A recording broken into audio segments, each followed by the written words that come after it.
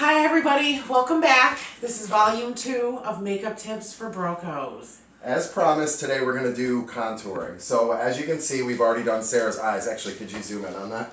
And if you're interested in learning how we did this, yellow to sort of like a purple fade, what are we calling it? Like fiery eyes? Yeah, we're calling it fire eyes. Yeah. If you're interested in seeing how we did that effect, we're going to do another video on that another time. But today we're going to focus on contouring. We will do a video, actually, ladies, if you comment and like. That's right. Just let us know what you want in the comment section. Yep. So, for contouring, I've contoured this mug a few times, so I know my way around it. But as I explained in the last video, it is when it's sort of, in my mind, this is how I look at it. You are carving and you are pushing in certain areas of the face and you are pulling out and accentuating other areas of the face. So that's going to be the whole point. Then we're going to give a whole overall glow to her whole face. But anyway, if I can somehow figure out a way to do like before and after pictures side by side, I will, but I don't know. Not promising anything. We're brand new. Yeah, that's right. So here we go. I'm going to start first. I have this sort of pointy brush. And, first, do you want to tell them about this makeup? Oh, by the way, ladies, like I said, you don't have to spend a ton of money on makeup. I went to Walmart today in the clearance section and got this big palette, these makeup brushes, this other large palette of makeup for $10. Now, if you look at it, it has every color under the sun. Which is a bit overwhelming for me. Yeah, he had a hard time. As you can see, the table looks like you had Christmas with 3 children and just like the aftermath of it. Pretty and it's much. because I was like a kid in a candy store. When she showed me all these colors, I went crazy. I may have bought too much. Yes. But, again, you can go to different places, get discount makeup, and it'll look the same. That's right. Because all of my eyes were done with $10 worth of makeup. And yeah, about 3 cents worth of $10 worth of makeup. Exactly. All right, so back to contouring. I'm sorry. That had to be put out there because that was pretty amazing. He wasn't expecting it. I was not. So I, as a typical broco, don't have a dark shadow. So you can actually use an eyeshadow to contour your face. I've done it many times. It's better if it's a matte eyeshadow. Because you don't want to have like too many different kinds of metallics and too much glitter and all that. So first step, and this is my favorite part really, is I'm going to start cutting into this cheek. And I'm going to bring this whole section in. Now again, with the darker, you're pushing back. So I'm now pushing back. And I'm using powders for all this. I mean, I know a lot of people use the creams, and that's great, fine if you want to do that. I'm not a huge fan of rubbing products into the skin. It's just not, I just don't think it's really great for your pores. So I tend to kind of stay away and avoid that whenever possible. I avoid liquid just because it will set in lines in your face and make you look like very old. Okay.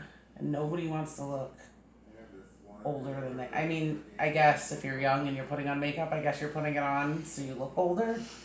But when you get old, you're putting makeup on to look younger.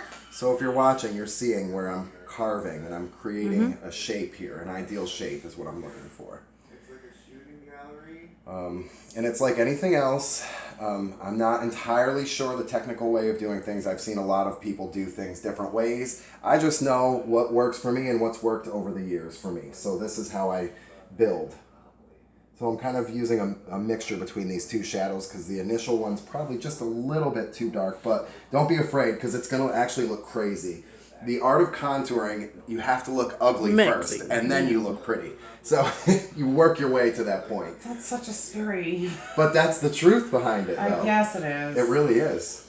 So I like this angled brush because I get a little bit more, it's sort of like pointed and it's a little more rigid because I have a little bit more control of exactly where I'm putting my... Depositing the makeup. Yes. Cheekbones and That's neckline. for the technical term. So I'm watching her jawline now, and I look from the front and say, where do I want that jawline? So if you want to come around this side, you can start to see how it's already begun to slim out this cheek.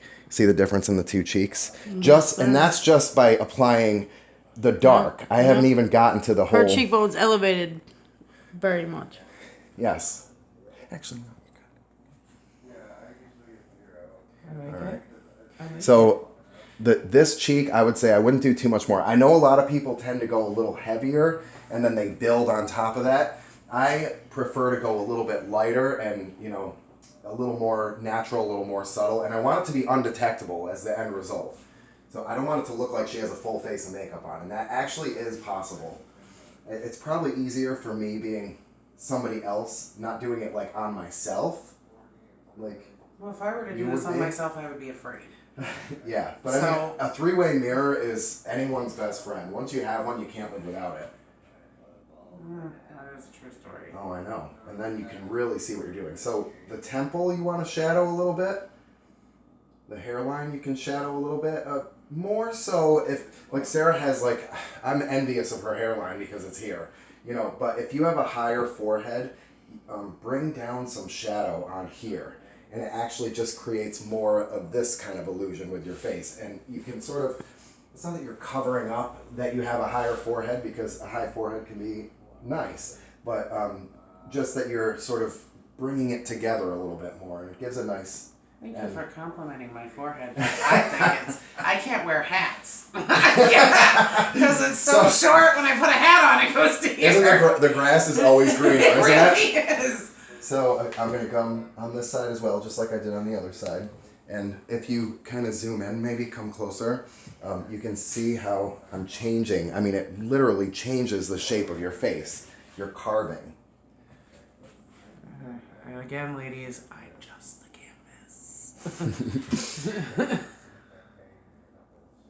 we go. So in that makeup kit, we went through it, and there was a lot of great eyeshadows